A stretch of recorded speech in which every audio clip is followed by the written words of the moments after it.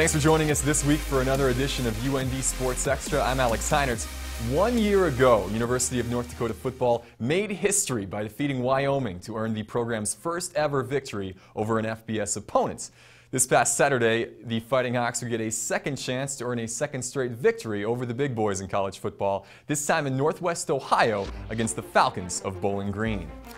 Home opener for the Falcons at Deutsch Perry Stadium. Bowling Green was blown out 77-10 the previous week at Ohio State, but they would start much better against North Dakota. After trading 3 and outs, James Kanapke hits Scott Miller on the post on the first play of the team's second drive. He goes untouched for the 71-yard touchdown.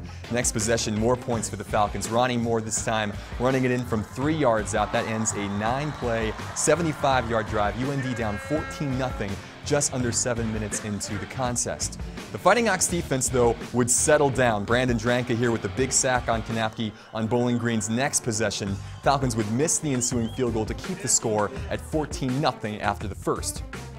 More UND defense to open up the second. Taj Rich putting on the heat on Kanapke. Deion Harris on the receiving ends. First interception of the year for UND. Fighting Hawks in business inside BGSU territory.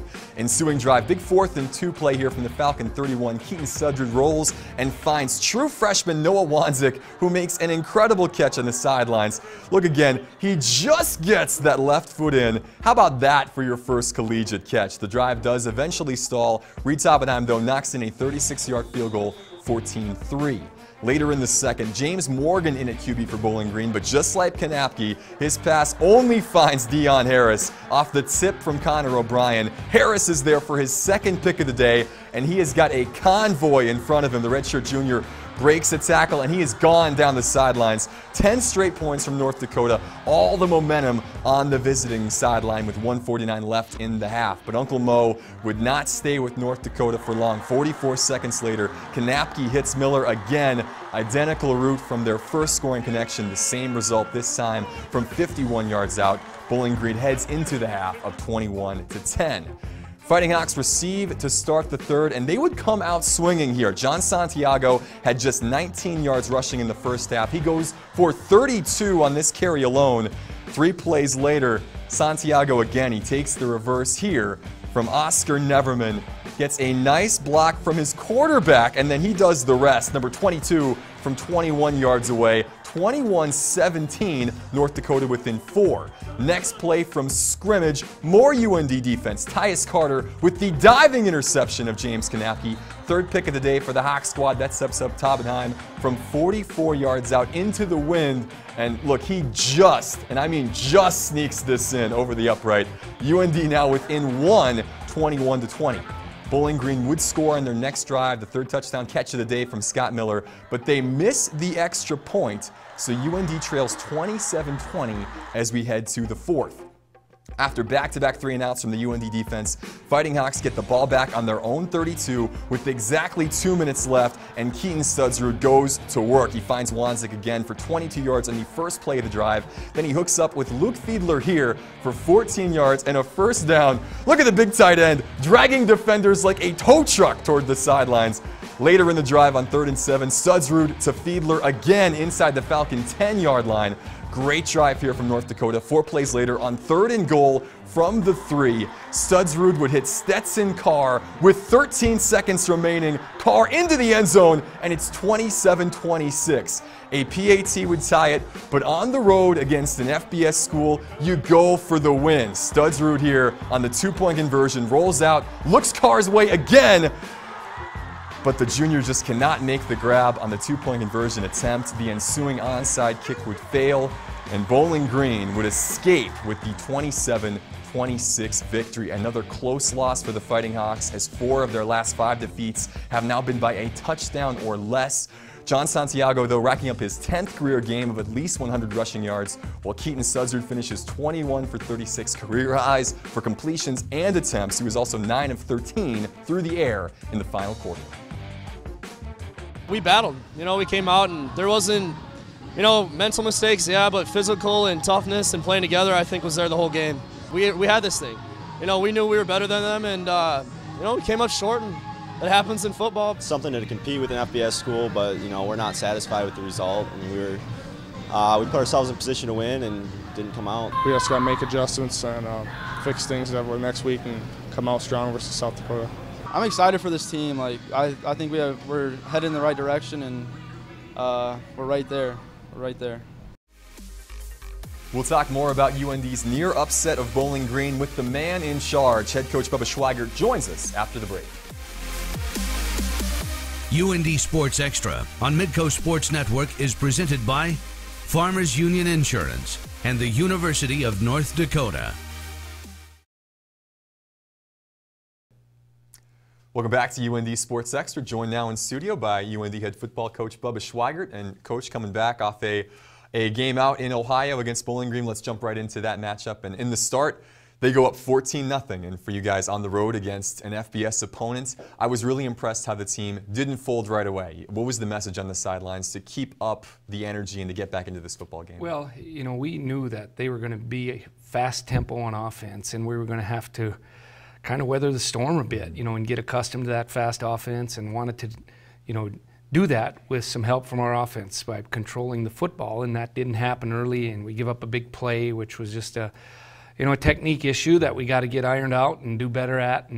But was really proud of the guys, you know, down 14-0, things didn't look good, and just really battled back to get back in the game by halftime. And then, you know, the second half, I thought like we had control of the game and controlled the football and really limited their yards and points in the second half. Yeah, a big reason for that comeback in the first half, the play of your defense. Offense was struggling a little bit, but your D comes up, puts points on the board, and again forces a couple of big turnovers. You got to be happy with how they played, especially in the first half when you needed them.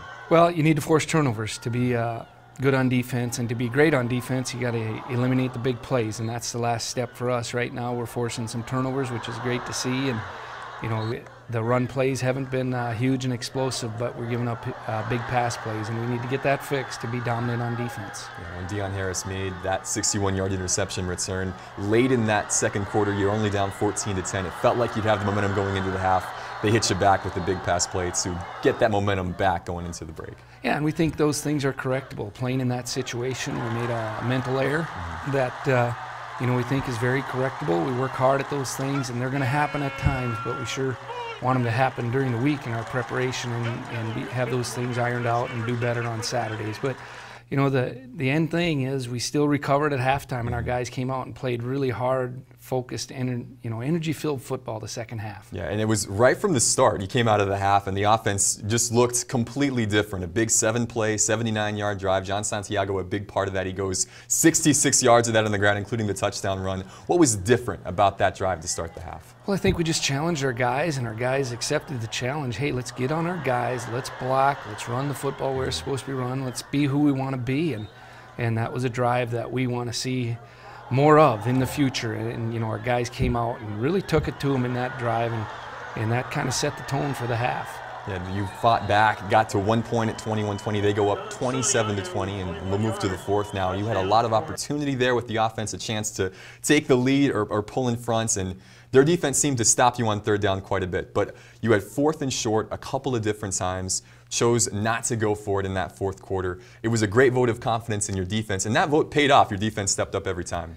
Yeah, you know, the one time we're going for field position, see if we can keep them backed up and get field position late in the game. That was probably the decision that was really most difficult. Hey, we only had two timeouts left, and we really put it on our defense to get the stop there. We got a 3-and-out and get the ball back with 2 minutes, and then our offense responded with the 2-minute drill and scored a touchdown, you know, to set up the 2-point conversion. Yeah, fantastic poise from your quarterback and from your team, because after, again, you hold the Falcons multiple times. They only had 2 first downs that entire fourth quarter. You get the ball back, like you said, with exactly 2 minutes on the clock, and you march down and get it sore. Great poise, I thought, from Keaton and from the rest of his team on that drive. Yeah, sure, executed well. You know, we hit multiple receivers, different receivers, got the tight end involved at the game. I think Luke made a great play to get out of bounds after a catch, and then we hit him down the middle to get it in scoring position. And really, he stayed calm and composed, as he said, during that drive. And then obviously executed well to get the touchdown, and then it came down to that 2-point conversion, which I felt that we executed the play well, just came up a little bit short. But you know, with 13 seconds left, we just felt like that was the thing to do. We had momentum, we had their defense tired, and I really credit our guys. We wore on them the second half and got their defense tired. Yeah, it was a great comeback. Again, a near victory, 27-26. I know you never like to talk about moral victories, but what was the mood in the locker room? It felt different than it did after Stony Brook. Well, I think we were disappointed because of the scoreboard, but we also had some real positives to build on. And you know, the scoreboard doesn't tell you how we feel about our guys. I love our football team. I think our guys prepare hard and put in time and effort to perform well on Saturday.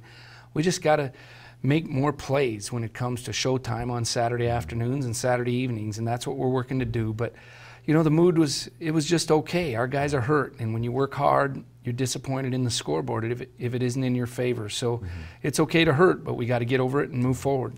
Another chance to do so this weekend. Home opener, a big game with the Potato Bowl against a rival in South Dakota. You know, obviously, new South Dakota head coach Bob Nielsen well from your time together at Duluth. What's your read on this Coyote team so far this season? Well, it's a very good team. You know, they're able to put a lot of points on the board, and tells you a lot about their team being down early in the game and come back and tie the game, and then down 21 points in the fourth quarter and somehow find a way to win. You know, that tells you a lot about their team. There's no quitter. I like their defense. They play hard and really aggressive, and offensively they run the football, and that'll be a big challenge for us to stop the run. Yeah, it should be a big game this Saturday, Coach. We're looking forward to it. Best of luck. We'll talk to you about it next week. All right, thank you very much. Thanks, Bubba. More about this matchup against the Coyotes coming up after the break with Midco SN's Jay Elsen when UND Sports Extra returns. After opening with 2 games against relatively unfamiliar opposition, North Dakota now turns its sights on a team that it's played almost more than anybody else. 94 times UND has played the University of South Dakota, second most in program history. And to talk about that matchup with the Coyotes, we bring in now Midco Sports Network's own Jay Elsen. Jay covers the Coyotes, of course, for us, based out of Sioux Falls. And Jay, looking at this matchup, this is a totally different South Dakota team than we've seen in the past under new head coach Bob Nielsen. What are the biggest changes for the Coyotes that you've seen this year? Without question, it's the offense. Not only the system, that up-tempo, no-huddle style that he brought when coming over from Western Illinois, but also the execution of it. This team has a big play ability, a quick strike ability that it has not had over the past few years. So anybody who's paid attention to the Coyotes over the last number of years is going to notice that as soon as they set eyes on him, because this is an offense that really, really moves. There's a lot of pace. They ran 106 plays in their win last week against Weber State. So this is a team that really likes to keep things rolling, and they've shown some ability to really be explosive out of that offense. Speaking of that side of the football, for USC, the biggest question was on offense at the quarterback position. It looks like Minnesota transfer Chris Streveler has been fantastic, has won that position and done very, very well. Has he cemented his place as the starting quarterback for this team? Well, I think if you look at it just statistically, you would have to say yes, but the coaching staff isn't completely ready to commit to that idea of having a single starting quarterback. And that's not because there's concerns over the level of play of Chris Streveler. It's because they've contended all along that they have confidence in any of their 3 guys. Ryan Sager, the incumbent starter coming into the season, and then Austin Simmons, a very talented redshirt freshman out of Council Bluffs, Iowa, both of whom have also taken at least 1 snap in each of the first 2 games. So while Streveler has done everything he needed to do in this offense, not only from a leadership standpoint, but from an execution standpoint again, I mean, he accounted for 6 touchdowns against Weber State. He accounted for all 3 against New Mexico in the season opener. So there's no question from a numbers standpoint. Chris Streveler's the guy, but there's always a possibility that we could see one or both of the other 2. Defensively, the Yotes have given up an average of 48.5 points per game through 2 contests. What's the biggest area of concern on that side of the football? Well, that number's a little deceiving. Obviously, with the way things played out against Weber State, they were down 21-0 in the first 6.5 minutes, but all 3 of those scores came either directly or indirectly off of turnovers. You can't really hang any of that on the defense. That being said, I thought they took a step forward this week from what they showed at New Mexico. They gave up 428 yards on the ground against the Lobos, against that triple option offense. Much, much better in that department this week against a pretty good running back in Trayshawn Garrett. That being said, there was still some explosive plays that they proved susceptible to, and that's a concern. Certainly, depth is going to continue to be a concern for this team because they just don't have great numbers at some of the positions. But if they can stay healthy and if they can continue to progress forward, I think they like where they could be by the end of the year.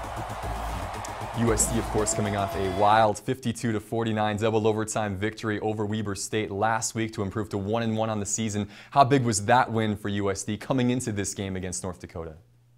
I'm not sure wild really says it clear enough. It was one of the crazier games I've ever been a part of, just from a broadcasting standpoint. A lot of fun to watch. But in terms of the victory itself, obviously huge. That could really do wonders for this team because one thing that they've contested throughout, to me, Chris Drevler in particular, this team does not quit. They never believe they're out of a football game, and that really showed on Saturday when they were down 21 points to Weber State on 2 separate occasions. So this win is monumental, or possibly monumental. The question now is, can they follow it up? That's the next challenge, and it's certainly not going to be easy against North Dakota. Yeah, we do expect a good one this Saturday, Jay. Thanks again for your time. We'll have more on this matchup with the Coyotes coming up later in the program, but next, head volleyball coach Mark Pryor joins us in studio to talk about his team's trip down south. That's coming up after the break. Welcome back and welcome home to North Dakota head volleyball coach Mark Pryor. And Mark, a successful and kind of a long trip down to the Deep South this past week. There's no doubt it was a long trip, but it was kind of what we needed. Needed to go get a chance to play against some different teams out of region, and we were able to be successful in most all of them. Yeah, you left Grand Forks last Tuesday, I believe, with 5 matches in 3 days ahead. You come back home 4-1, a very successful trip. I would say so. You know, we're definitely pleased with that outcome. I think the kids still have a little bad taste in their mouth about the one that we kind of let get away, but I like that. I like they're ticked off about that. Yeah. Let's get into some of those specifics. Wednesday, you're in Alabama. You play Jacksonville State, Alcorn State. You sweep both of those matches. Really comprehensive wins, it felt like for you. Well, it's one of those that those are matches we should win, and it was give us an opportunity to you know, play against a much improved Jacksonville State team that we'd played last year when they came up here. And then against Alcorn State, give us a chance to get a lot of kids, number one, rest. And then a lot of kids had a chance to get some serious playing time and be able to do it in an environment to where there was going to be a little less stress. The next day, a quick turnaround. Yeah. You made the 200-mile trip from Alabama up to Clemson, South Carolina to play in the Clemson Classic. You open up against the Tigers on a Thursday night. It's a Power 5 school on national television. The ESPN3 was there. You started maybe just a little bit slow in that match. Do you think maybe just some of the travel, the big stage, what kind of maybe got to the I think a little bit is different styles of play, and sometimes our kids kind of, I wish they would go hard from the very beginning, but sometimes this group, they kind of want to see, okay, what's the level going to be? What have we got to do? And then once they got rolling with that, they were just fine. Yeah, you came back strong, split the first 2 sets, but then really took it to them in sets 3 and 4. A pretty dominating 4-set win over the Tigers. I think so. I think that we looked at the matchups and it was like, yes, you know, yeah, it's an ACC team, but we were bigger and more physical in most spots. So we just had to slow down one kid, and the rest of it kind of took care of itself. 5 players with 8 or more kills for you, including a team-high 12 from Ashley Bruggeman, and she really is coming on in her freshman season. You know, she is. She's doing good things. She's starting to be a little more comfortable with what's going on, and that's really what this preseason is about, is getting a lot of these new kids a little more comfortable with their role and being able to kind of get ready for conference play. Yeah, second win ever for your program over at Power 5 school. Then you follow that up next morning. You didn't really get much of a break, 10 a.m. or 11 a.m. right off the bat against a pretty good Tulane team, and maybe that may be a case of some weary legs. You know, a little bit. I think I think with against Tulane, there's a little bit of the same thing we had against the Ole Miss and then UC Davis right after that. You know, that was our 4th match in a little less than almost 48 hours. So there was a little bit of that. We had our opportunities. We just didn't take advantage. Yeah, a close 5-set loss to Tulane. You finished though on a high note, a nice 5-set win over East Tennessee State. How big to finish with the high like that? Well, I think it's good for us to finish and get a 5-set win. I guess in the first 2 years we've been here, we were 11-0 in 5 sets. And then we ended up dropping our 2 last year toward the end of the year, and then dropped our first 2. So I think the kids were like, okay, enough of this nonsense. Let's finish it. And so it was nice for us to finish 4-1, really, really close to getting a sweep for the weekend. But to see some of the young kids starting to kind of develop and get a little more comfortable. Yeah, 6-5 now on the season and rolling into another week, the last week of non-conference play before Big Sky play gets going next week. Local game, sort of, against Brookings coming up on Wednesday, and then more local rivalry stuff against one of the best teams in the country in Minnesota at a classic up in the Twin Cities this You know, it's funny when you say local. Really, anything with about 350 miles has got to be local for us, just where we're located. But yeah, it's always a rivalry. Going down to Frost Arena, it's always going to be, it's that old gym that gets really, really loud. That'll be a fun environment. And then playing against, some people have got Minnesota's number 3 in the nation. The computers have them at number 2. What's not to like? Yeah. And we get a chance to play in that environment. It'll be their first home match. There'll be 3,500, 4,000 people there. You've got to be able to experience that. And for us, it's a great opportunity to just get after it and let's see where we are. It feels like this program has really tested itself this season again between the Power 5 schools that you've played and had success against. This may be just the next step up on the competition ladder, but a great challenge for the girls. Yeah, I think the next step, if we wanted to step up past Minnesota, might be scheduling a match with our national team. Right. But I do like the fact that we are continually trying to test our mettle against superior teams on paper. And then if you want to beat them, you got to put them on the schedule. Yeah, well, we wish you the best of luck this week. Good luck and good travels for you as well. We'll see you back here next week. Sounds good. Thank you. Mark Pryor. We're going to come back to wrap things up here on UND Sports Extra coming up next. UND Sports Extra on Midco Sports Network is presented by Farmers Union Insurance and the University of North Dakota. The home opener for UND football doubles as the 51st annual Potato Bowl, and it's this Saturday at 4 p.m. If you can't get to the Alara Center, we've got it for you live on Midco Sports Network with Ryan Kozowski, Kelly Howe, and I all on the call. We'll see you on North Dakota fares this Saturday. Hope you're watching. We'll wrap it all up right here on UND Sports Extra next week at 6 o'clock. Thanks again for joining us. I'm Alex Heinert. We'll talk to you then.